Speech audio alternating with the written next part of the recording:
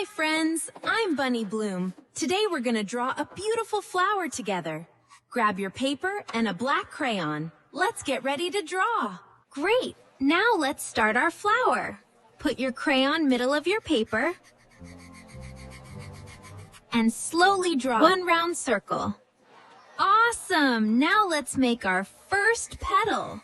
Start at the top of the circle, go up and back to the circle.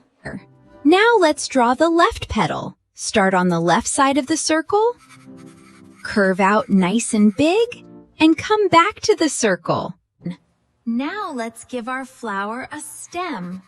Draw a straight line down and another one beside it. Great! Let's color our flower.